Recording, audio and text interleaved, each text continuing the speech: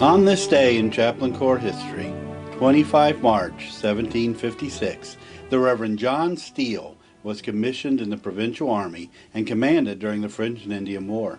Later, during the Revolutionary War, he became known as Reverend Captain Steel, commanding the Carlisle Militia in 1777 while still ministering to the spiritual needs of his flock. John Steel was born in 1715 in Ireland, later immigrating to the American colonies in 1742. He soon met and married Margaret Hutchinson, future President Andrew Jackson's aunt. In 1745, Steel became the pastor of the Presbyterian Church in New London, Pennsylvania.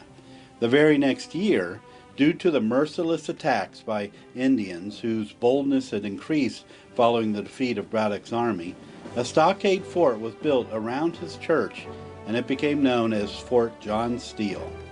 Historically, this fort is the oldest in Franklin County, Pennsylvania, and the only one built exclusively to protect worshipers from Indians.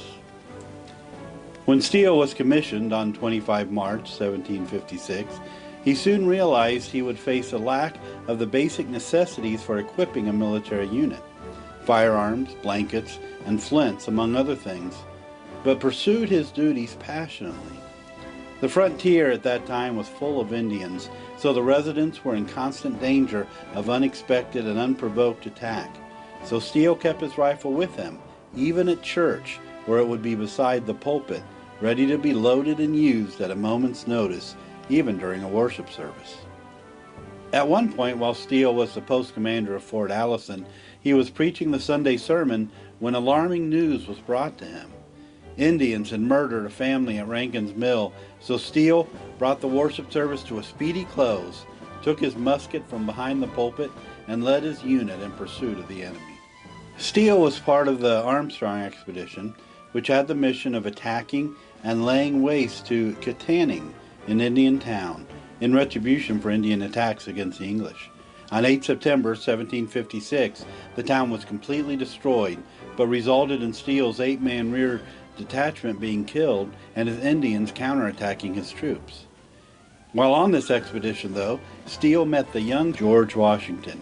They became fast friends and remained so for the rest of their lives. When the Revolutionary War began, Reverend Steel once again took up arms to command the Carlisle Militia in 1777 and became known as Reverend Captain Steel.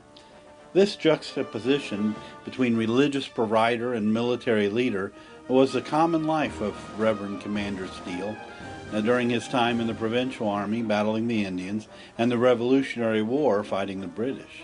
While chaplains today do not take up arms, so do not have the same tension, Reverend Captain John Steel did not hesitate to provide for the spiritual needs of his flock while also coordinating the combat operations of his unit.